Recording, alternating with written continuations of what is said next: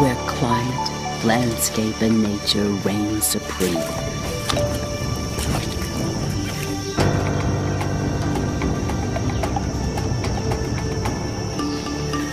One scientist brings two worlds together as she seeks to uncover the mysteries of one of the forest's most elusive creatures, Africa's western lowland gorilla.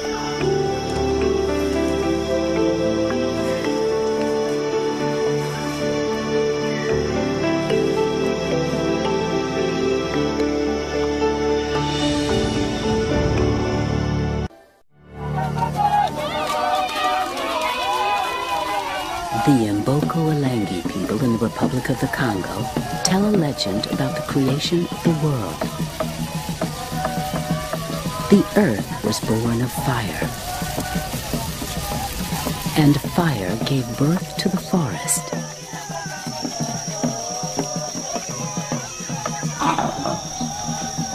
Animals and plants arrived to give the forest eternal life. Then people came.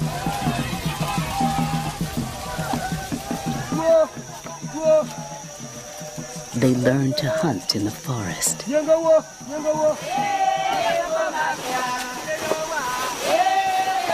and to fish its rivers and streams. In time, the people prospered. The forest gave them life, and they were thankful, paying homage in their rituals to the forest and all its animals, including the great apes.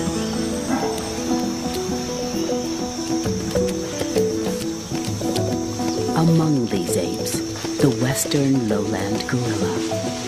It's the one we think we know, the one we see in zoos. Yet in truth, it is the one we know the least about.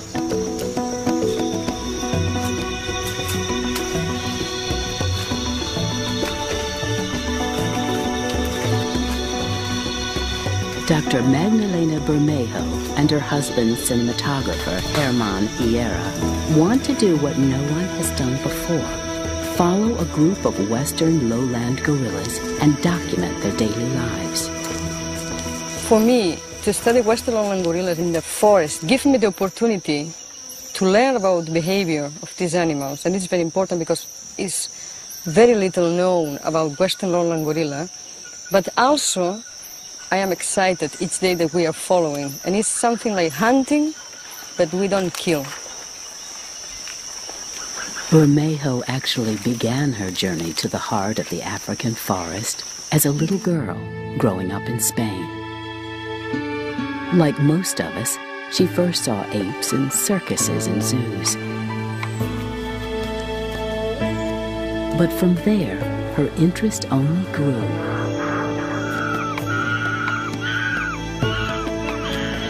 When I was a teenager, I saw a National Geographic film about Jane Goodall. I was impressed with one image. The image was of a group of chimpanzees living not in circuses and zoos, but naturally in the wild. The film changed Bermejo's life, inspiring her to study apes in Africa, just as Jane Goodall was doing.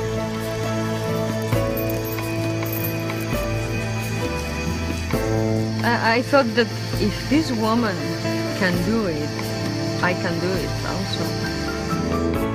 Less than a decade after seeing the film, Bermejo was in Africa studying chimpanzees. Not the typical career path for a young Spanish woman. Her independent spirit captured the heart of a young student, Herman Hierro. When I was young, I dreamed of living my life in the wild. I didn't want to work for a big corporation. Magda led me in the direction I had dreamed about. Now, after 12 years of studying primates in other parts of Africa, they arrive in the Republic of the Congo, determined to uncover the secrets of western lowland gorillas. Finding gorillas in this wilderness will be daunting. and nearly impossible without the aid of the people who live here.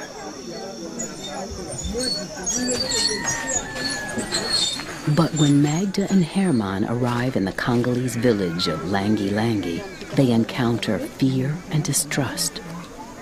A distrust of foreigners rooted in history, and a long-standing fear of guerrillas rooted in legend and reality. I was afraid of guerrillas because once a guerrilla almost killed me. Pierre was 20 years old then and known as a great hunter. One day, while out collecting bark to repair the walls of his home, he unwittingly crossed into the territory of a guerrilla family group. Stomping through the bush and hammering at trees, Pierre made quite a racket at least one guerrilla may have interpreted as a threat.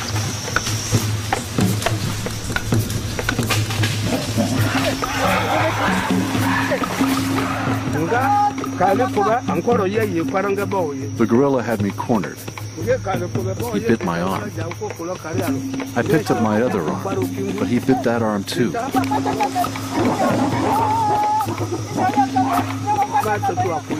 gorilla's arm was around my neck. My hand was already in his mouth. He beat me on the head. He had both of my hands in his mouth. I called out my father's name. The gorilla let me alone and left, but he had eaten my fingers right down to the bone. This is why my hands are deformed.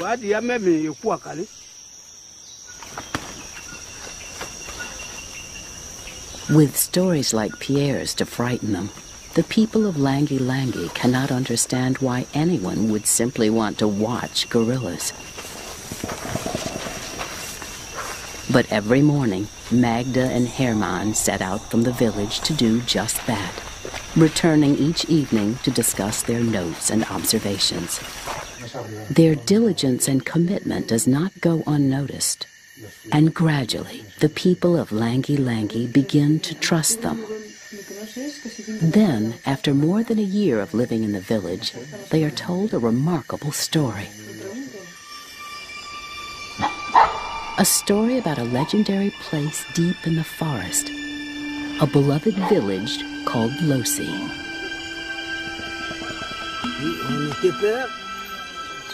We left everything there.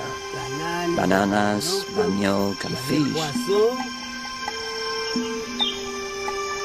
Located on a river, Losi was extraordinarily rich. Rich in plants, animals, and gorillas. It was a place no one wanted to leave. We don't live here by choice. We had to leave our village because of the gorillas.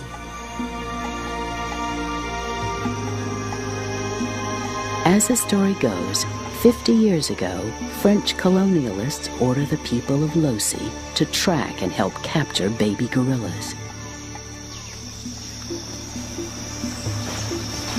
But gorillas are fiercely protective of their young, and the people believe that kidnapping their babies will be an invitation to attack. With a conviction born of fear and respect, the people of Losi refuse. Outraged, the authorities force them to abandon their beloved and once thriving village. They put my grandfather in prison. Then they divide us into two groups. Some of us went to one village. The rest of us came here. Losi may have lost its villagers 50 years ago, but its villagers never lost their love for Losi. People didn't want us to go to Losi because they thought we wanted to keep the area for ourselves. We told them that we were only here to study the animals. Only if they want us to go to Losi could we go. Convinced at last of Magda and Herman's intentions, the people agree to take them to Losi. And Losi is definitely where they want to go.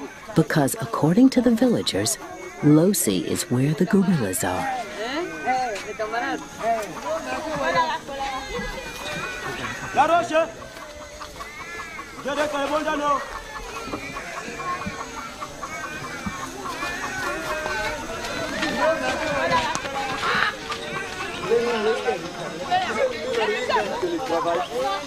By the time they set off, nearly everyone from the village is helping out.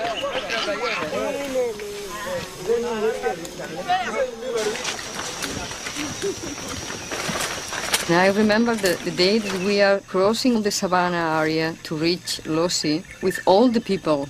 It was, I think that was all the members of Lengi Lengi. I was so excited, really. It was a day very special for me. 18 miles into the forest, they reach the place where the village of Losi once stood.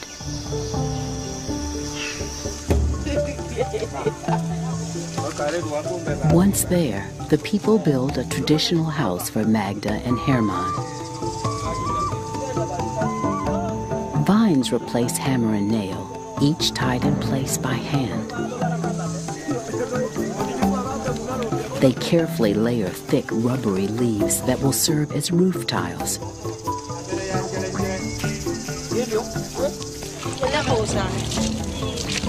The women make mud to plaster the walls. And so, after 50 years, life returns to Losi.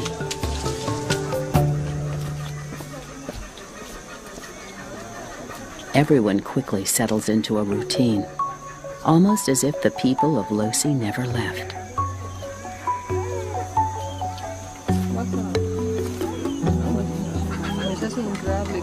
Life in a place like this is relatively simple. With few exceptions, what you can't find or fashion from the natural materials at hand, you simply do without.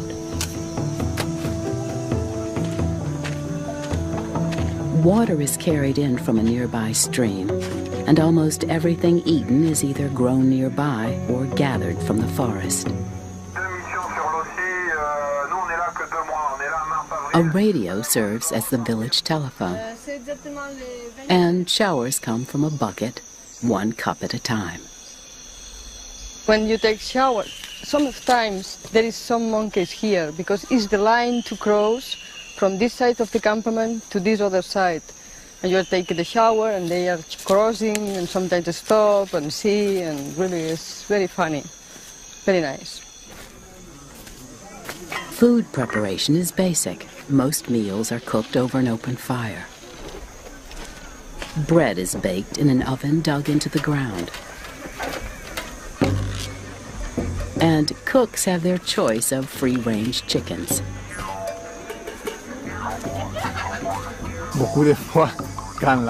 Many times when we're hungry, we think of things that we eat in Europe.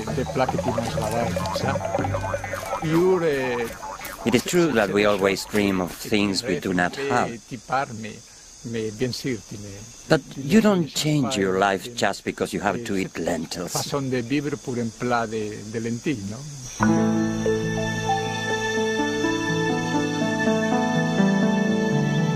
Losi forest is like nothing Magda and Herman have ever seen. The forest is blanketed with Marantacea, the same thick rubbery plant villagers use to roof their homes.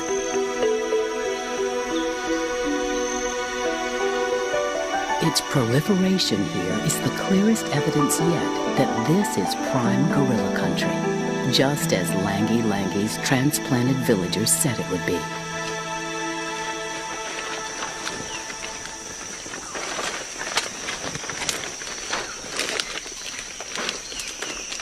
But finding gorillas in this dense vegetation will be another matter.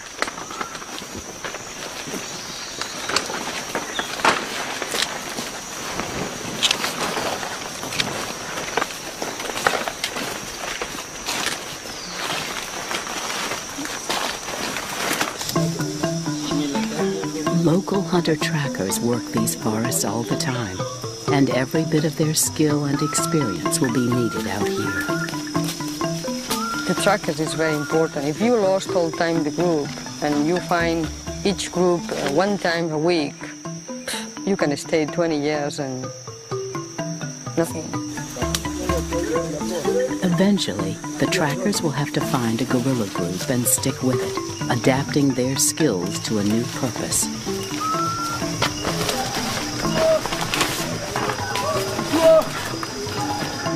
When hunting, they surround their quarry, using sounds to coordinate their movements.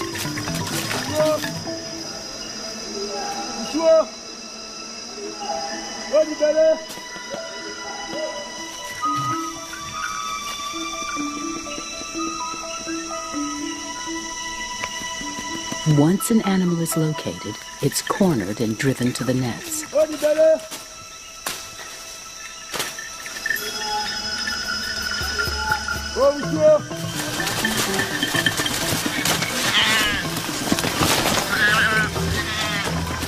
Boys learn to hunt at a young age, a process which often means coming to terms with the forest. Back when I was young, my big brother took me into the forest. He showed me gorillas and forest hogs. I was afraid, but I continued to go into the forest with him. And that is how I became used to the forest.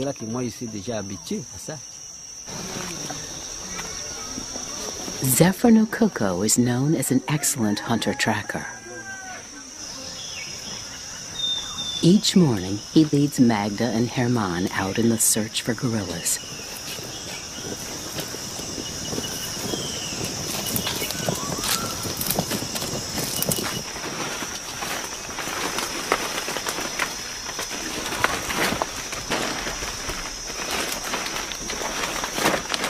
The first clues they find are sleeping sites, places where guerrilla groups have spent the night.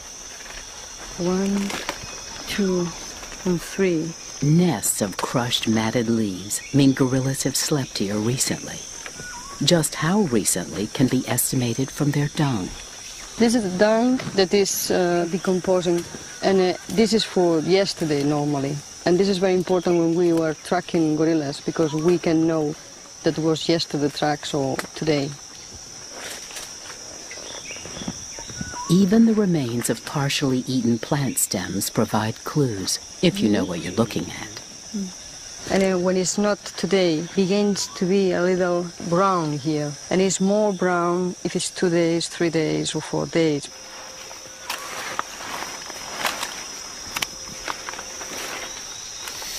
It smells like carrots. And they're just like children looking for sugary things, you know.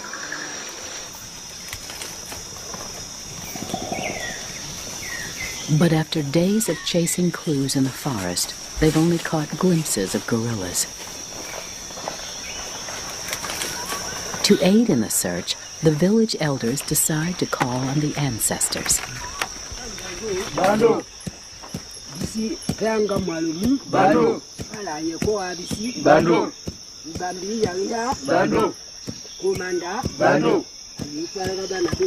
Bando. The ceremony is called Chow Chow, an ancient ritual meant to bring blessings and good fortune.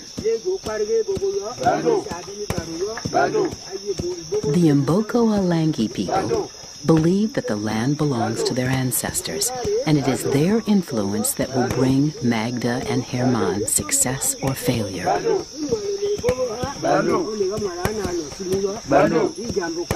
We have come here to find many gorillas. We are the children of Losi. We come to see the gorillas. We want to know many gorillas. The ceremony ends with a dance dedicated to the spirit of their ancestors and to the gorillas. We were skeptical, but we understand that it's necessary when you work with people in a place that is not your own place. You need to make an effort to understand, to respect them.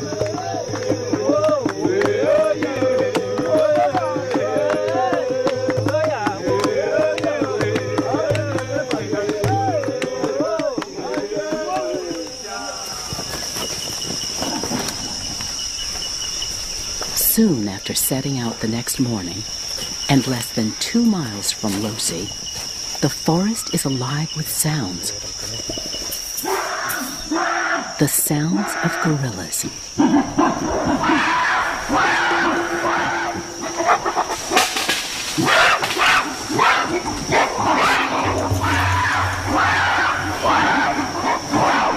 They announce their presence with grunts and chest beats.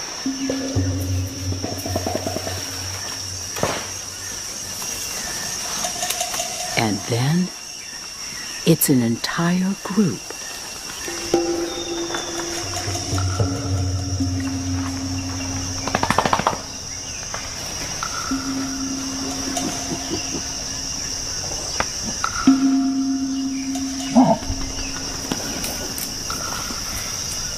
They stop.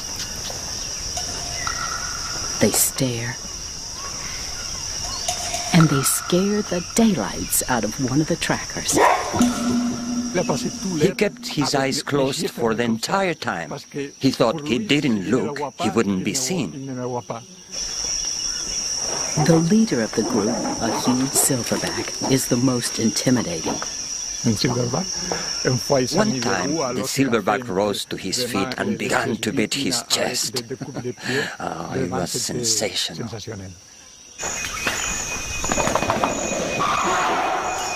As suddenly as they appeared, the group disappears, vanishing into a wall of green.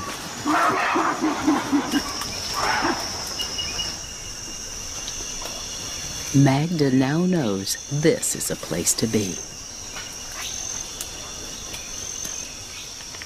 One of the first things she does is take a survey of the area's Marantesi forest, which indicates a population of as many as 11 gorillas per square kilometer.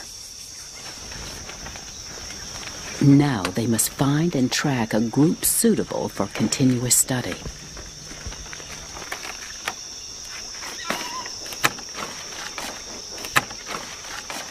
In the noisy undergrowth, Magda and her trackers adopt techniques to minimize the disturbance.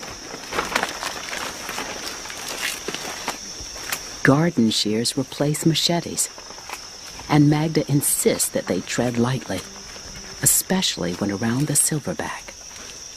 And they want to show to the others, now I have decided to move, and to show to the others that he is the leader. He walks like this.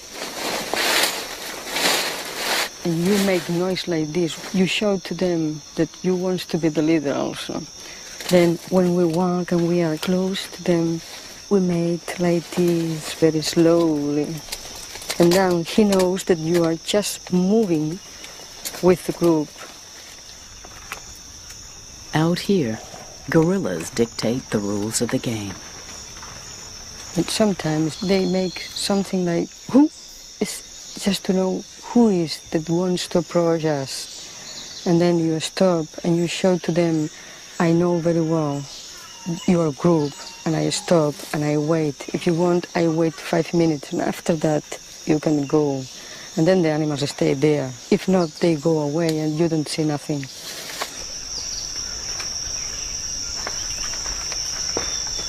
Magda and Zephyrin use gestures instead of words as they make their way through the forest.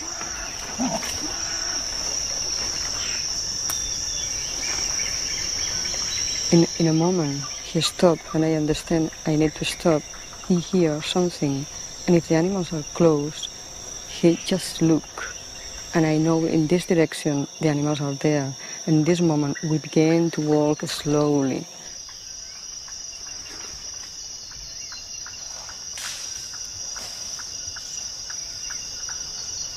A slight move of Magda's head tells Herman he can come forward with his camera.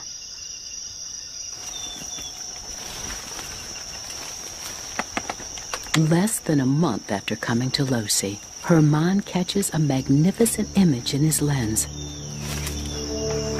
350 pounds of male gorilla, a silverback.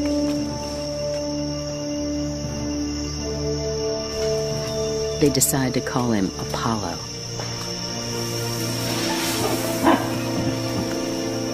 Then the first time that we saw Apollo, I was so impressed. It was really incredible.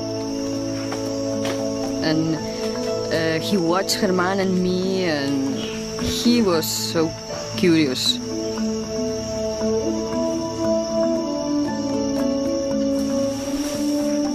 Apollo leads a group that includes several adult females and their offspring, a potentially good group for study.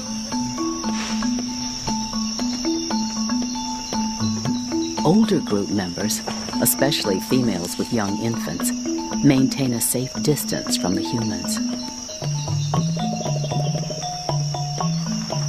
Some of the youngsters, on the other hand, seem less cautious and are willing to go about their business in full view of Germán's camera.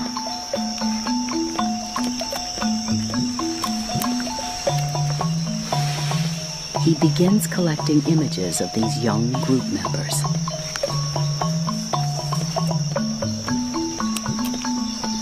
The video is like a family album. When things happen in the field, they happen very quickly.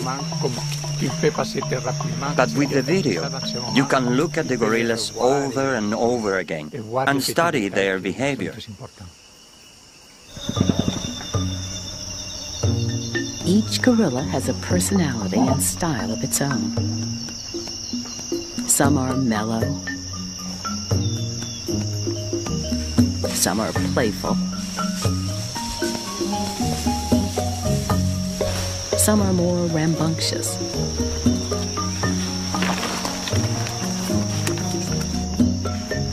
A few, like this older female, seem to want nothing to do with humans, while others, like this one, prefer to show off.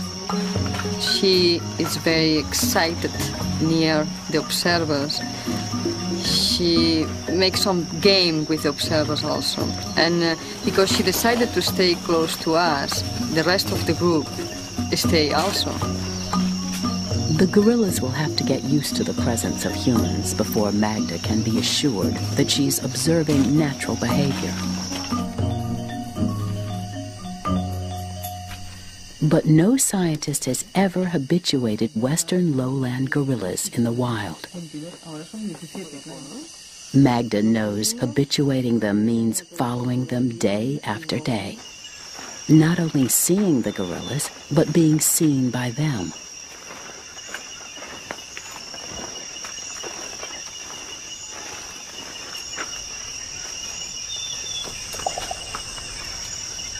And out here, a gorilla can be 15 feet away and nearly invisible. You can stay in one place like this, and the animals are just walking slowly. And in one moment, suddenly, this is the one wonderful thing, one begins to climb. And then, in one moment, 5, 6, 7 individuals can be seen, and this is very special thing. Magda has an idea about how to maintain contact. She decides to adopt one of the gorilla's communication techniques. These gorillas often clap when excited, or to let other gorillas know where they are. Magda thinks communicating with them in their own language may help speed the habituation process.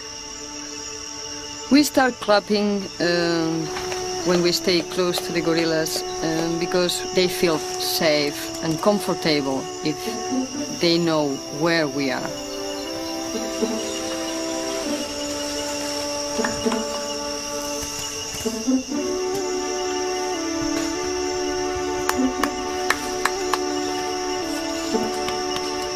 Some of the youngsters use clapping with observers just to interact with us. It's a game. Once they know where the observers are, they go off to do what looks suspiciously like play. Western lowland gorillas are climbers.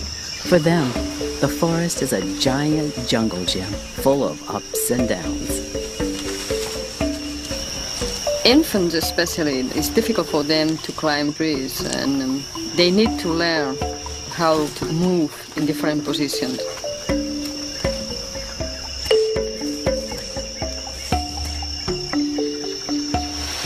Learning how to negotiate vines and branches takes time and a lot of practice, even for a gorilla.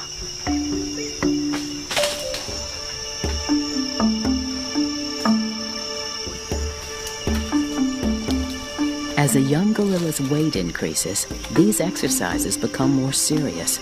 Pick the wrong branch or vine to hang on to, and you might end up on the ground.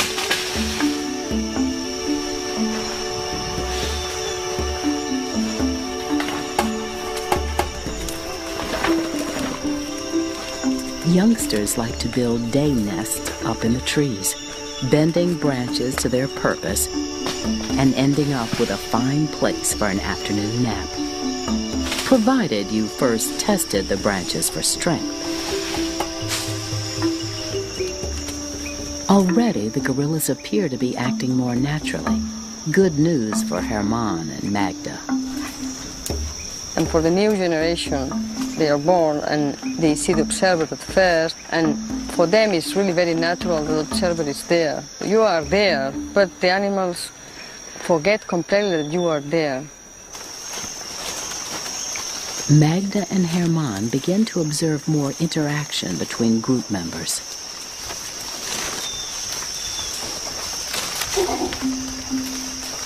When a young female returns to her day nest, she finds a young squatter.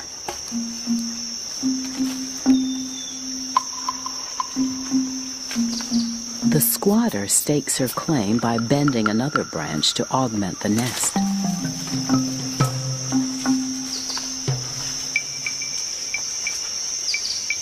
For the time being, they settle down together. But the younger one still isn't satisfied.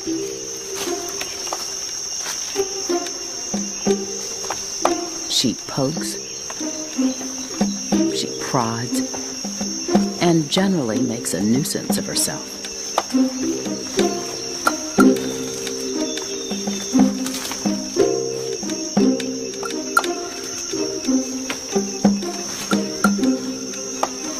Eventually, the older one has had enough. She moves temptation out of the way, turning her back to invite a scratch.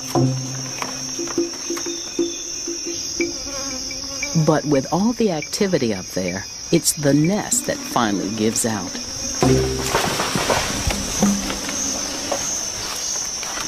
The gorillas now seem more comfortable around humans, but the humans are having problems of their own. The animals decided to rest during 2 hours. It's really terrible. Sorry, but I have one on the eyes. Sweat bees, swarms of them. They come out in the afternoon, hungry for the salty sweat of overheated bodies.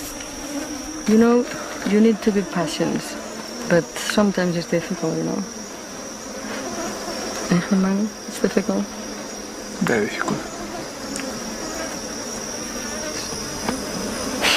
And the forest has an almost endless supply of such torments. The sting of this inch-long ant burns like a hot, piercing needle.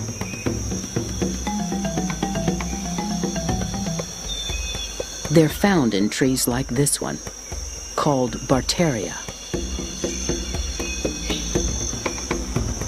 Local gossip tells of adulterous wives being tied to the ant-infested trees as punishment for their crimes.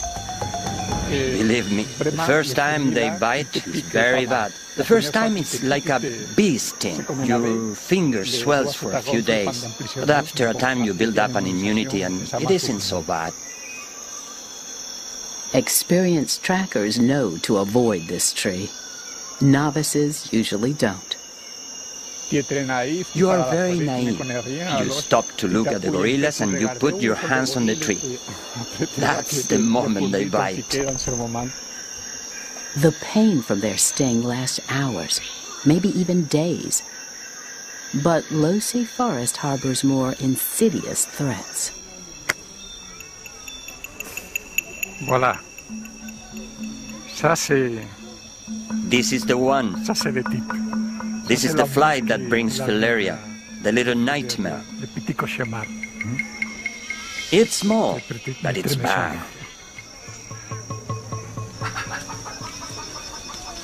Frequent bites from the flies build an army of parasites in the tissues and bloodstream of its victims, as Herman knows all too well. There are some places where you are swollen, and sometimes it can be more painful. It depends on the nerve they attack. Now, even to close my hand is difficult. At the moment, the filaria is in my blood, and it circulates in my blood system. Once I had an eye that resembled cautious clay. It was truly swollen.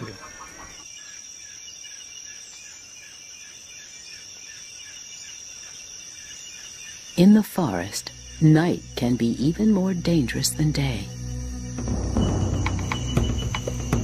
And there's no guarantee your sleep won't be interrupted by creatures crawling through the dark. This army of ants is on a nocturnal hunting safari.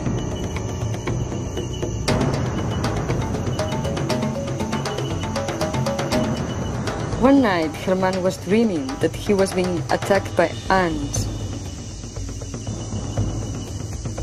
And suddenly he realized that it's not a dream and the ants were coming.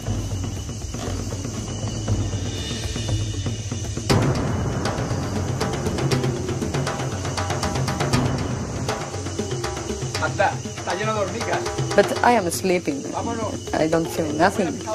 And in one moment I hear some noise and he get up and cry and I say, I stay in the bed.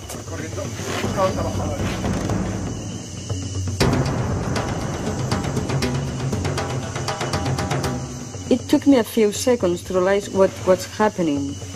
I look out and saw the bed, the mosquito net, the wall were swarming with safari ants.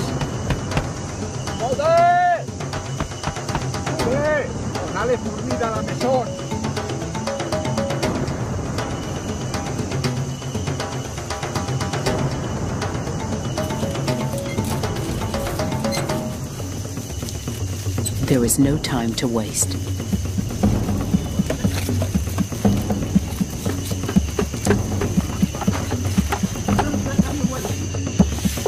First, they sweep the ants from the house. Then, charcoal embers create a line of defense preventing the ants' return, at least for now. Fire drives danger back into the forest.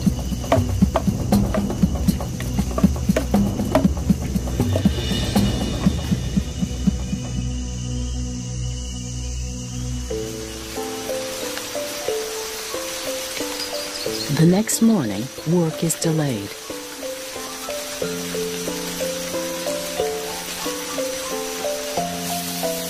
Many things at Losey require a great deal of patience. Waiting out the rain may require the most.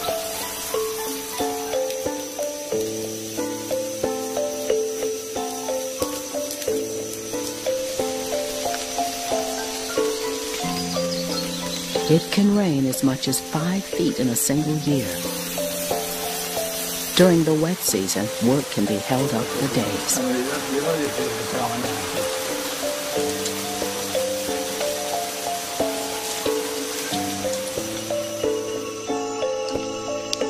Today, the rains end early, and Magda wastes no time in getting back on the trail.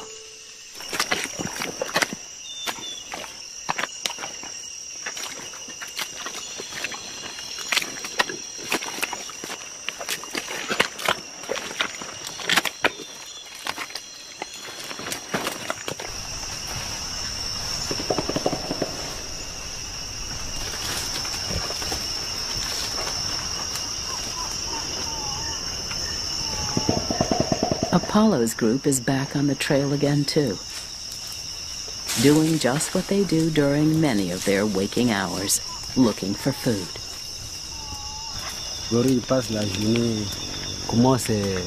I'll tell you how gorillas pass the day.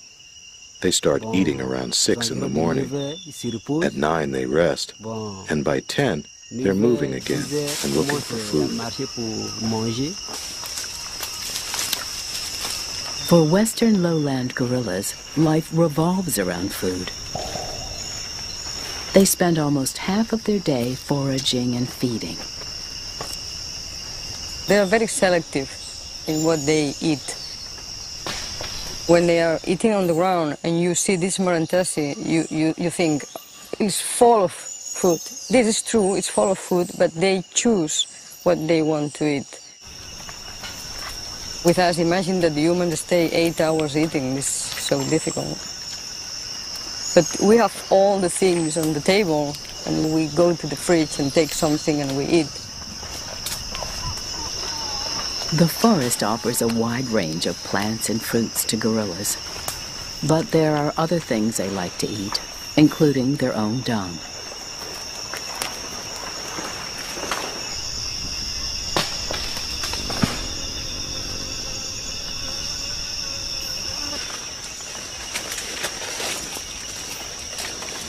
Magda and her team are now able to approach Apollo's group without alarming them. In fact, most of the gorillas go about their day-to-day activities as if Magda and her team aren't even there. When Magda first began at Losi, the gorillas were always wary in open spaces. When observers were nearby, crossing trails caused panic. That doesn't happen anymore. I remember this observation the other day with Maya stopping on the trail, and she forget completely that we are there, and she is interested to follow the fly of a bird, you know. It's something magical. Sometimes when I am following the animals in this Marantasi forest, I need to see the sky and follow something. And for me it was a little similar. Once the gorillas cross the trail, Magda and Zephyrin give them some space. But finding the group again can be difficult. He needs to know, because some ones cross in the other side and some others cross here. And now he needs to decide which the bigger part is, just to follow. And I asked him how he knows now that the others cross here. And he said me that is the leaf. You know, this leaf is a little push. For us it's difficult to see, but for him it's so easy. When a gorilla is traveling in a certain area, I know where he will go next. If he's walking here, he will probably go to a certain place. I always say that gorillas are like people. When they are in a certain area, they know which trees have fruit for them to eat.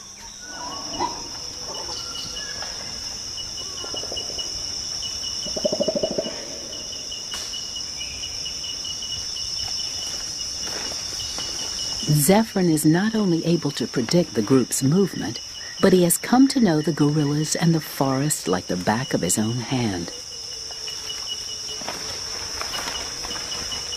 Some of the things that I know now, I learned from Zephyrin. When he follows the animals, he knows exactly what happens, when to approach the animals, and the feelings of these animals in this moment.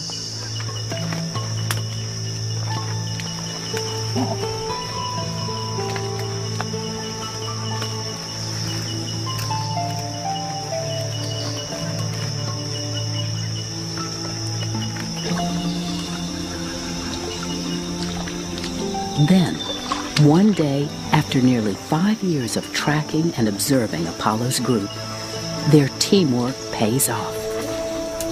The gorillas are habituated to human presence.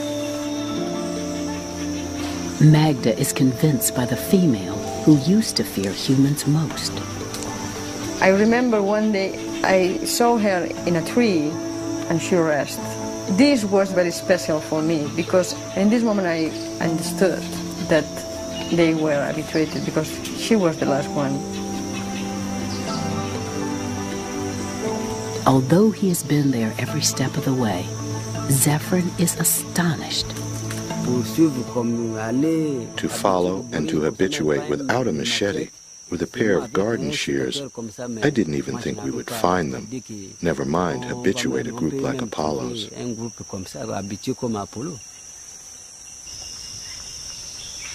But they have, and what Magda has accomplished has never been done before. As a result, they've been able to record behaviors rarely if ever seen in the wild. This female rubs a tree root on her chest to clean it before she eats it. Another female deliberately rolls a piece of wood toward this rotting tree. She uses it as a stepping stool to reach higher up. These images reveal that gorillas may be natural tool users.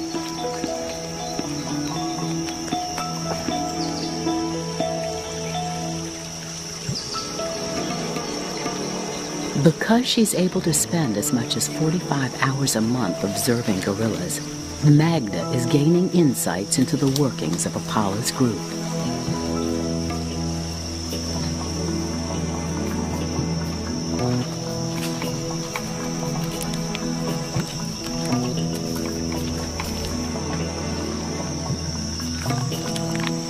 This high-ranking female is gnawing on a rotting log, apparently an important source of starch and carbohydrates. So important, in fact, that the rest of the group are lined up in descending order, each one waiting patiently for its turn.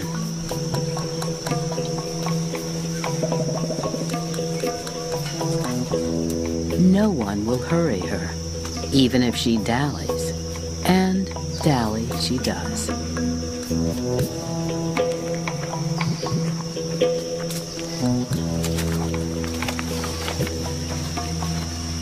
Now that Magda has demonstrated an ability to get this close, the challenge will be to keep a safe distance. If you feel that someone begins to come very close and wants to touch something or touch you, I think you need to say stop. And this is the hard thing, because you want to observe the animals and you need to say, no, I stop here now. Gorillas are at risk of catching human diseases if we get too close. Habituation can also make them more vulnerable to poachers.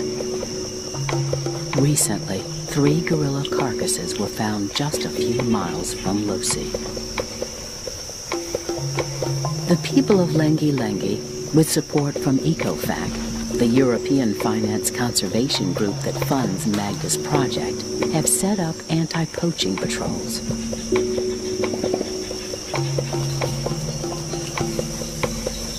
Today, those who once told tales of killer gorillas have been turned around, even the most cynical among them. The gorilla attacked me because back then they weren't habituated like today. Now we consider the gorillas something to conserve. We want to save them. The people of Lengi-Lengi have become conservationists in their own right. They've successfully petitioned the Congolese government to make Losi a sanctuary where all hunting is banned.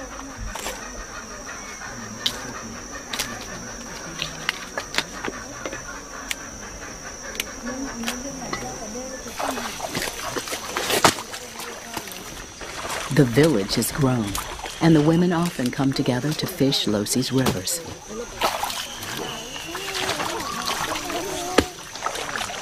They fish the way their ancestors fished for hundreds of years, building dams and bailing a portion of the river dry.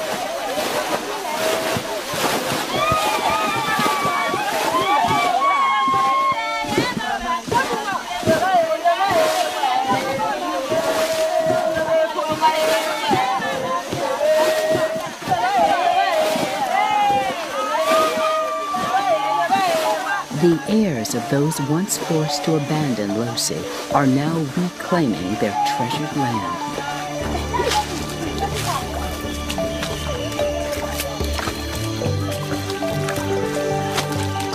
The bounty of the forest has been restored to them. And this time, they are prepared to coexist peacefully with all the animals that call this place home. A feeling inspired by Magda and Herman's work. Ça, c'est la famille d'Apollo. Et on va commencer pour les enfants d'Apollo. Ici, vous voyez, il aime beaucoup jouer avec tous les nouveau-nés, comme nous. Alors je vois que ce mélange. I believe it's important to include the local people in our research. When we show them these films, they say that the gorillas are like us. Lui aussi, Orfeo, il est un petit mâle qui... Je crois que quand Apollo il sera très grand, très vieux, c'est lui qui va prendre sa place. This isn't just entertainment. You see, they are very interested in what they're watching. They respect the gorillas. They even talk about Apollo as though he's another person in the village. These children hold the future of Western lowland gorillas in their hands. When my son is old enough, I would like to take him into the forest and show him all the things he needs to know. I will teach him how to hunt, how to find the forest hogs, and how to follow the gorillas.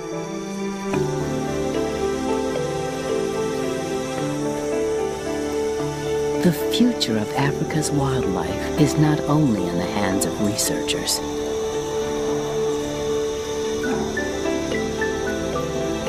Scientists must adapt their work to include the local people, their culture and traditions. The future depends on working together toward common goals.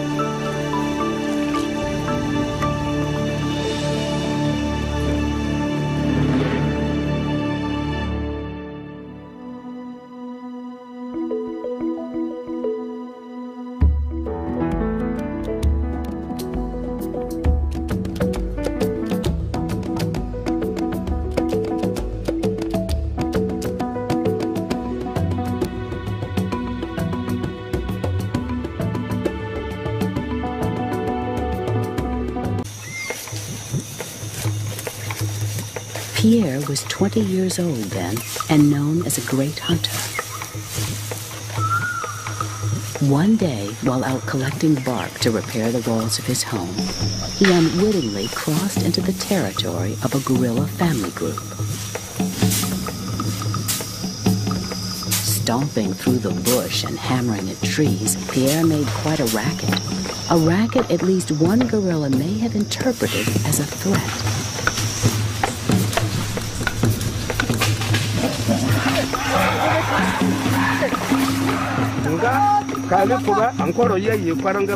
The gorilla had me cornered.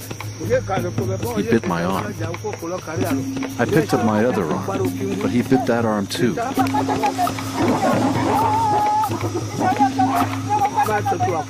The gorilla's arm was around my neck. My hand was already in his mouth. He beat me on the head. He had both of my hands in his mouth. I called out my father's name. The gorilla let me alone and left, but he had eaten my fingers right down to the bone. This is why my hand... To learn about the behavior of these animals, and it's very important because it's very little known about Western lowland gorilla, but also I am excited each day that we are following, and it's something like hunting, but we don't kill. Bermejo actually began her journey to the heart of the African forest as a little girl growing up in Spain. Like most of us, she first saw apes in circuses and zoos. But from there, her interest only grew.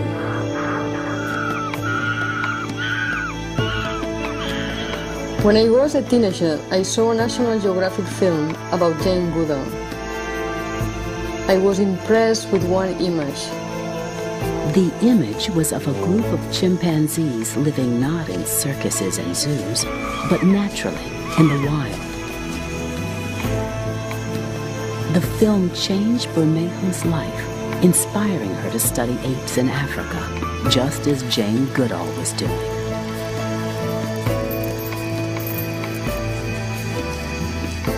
I thought that if this woman can do it, I can do it also.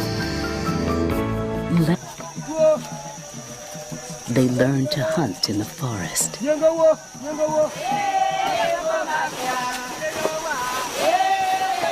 And to fish its rivers and streams. In time, the people prospered. The forest gave them life, and they were thankful, paying homage in their rituals to the forest and all its animals, including the great apes.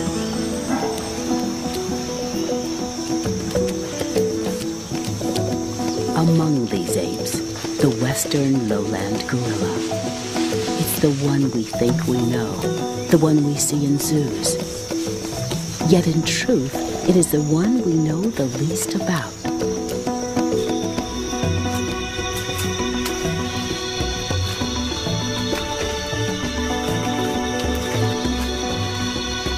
Dr. Magdalena Bermejo and her husband, cinematographer Herman Hierra, want to do what no one has done before.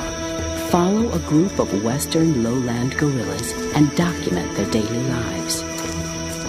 For me, to study western lowland gorillas in the forest gives me the opportunity where climate, landscape, and nature reign supreme.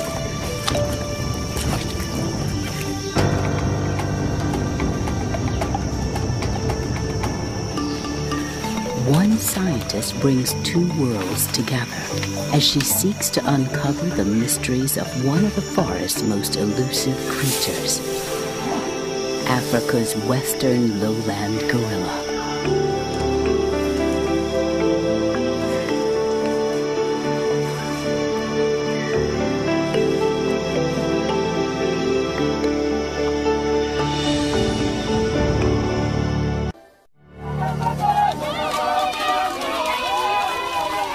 The Mboko-Olangi people in the Republic of the Congo tell a legend about the creation of the world. The earth was born of fire, and fire gave birth to the forest.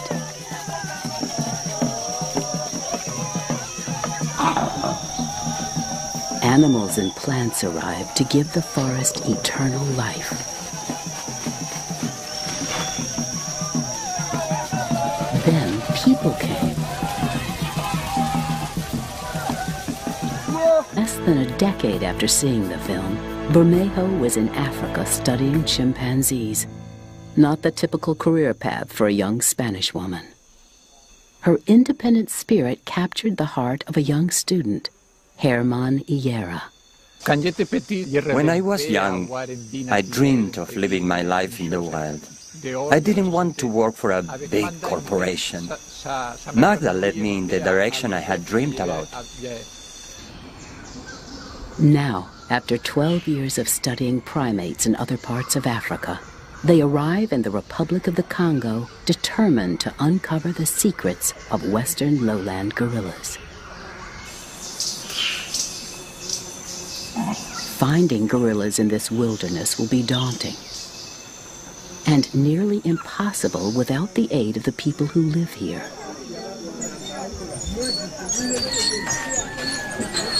But when Magda and Herman arrive in the Congolese village of Langi-Langi, they encounter fear and distrust. A distrust of foreigners rooted in history, and a long-standing fear of gorillas rooted in legend and reality. I was afraid of gorillas because once a gorilla almost killed me.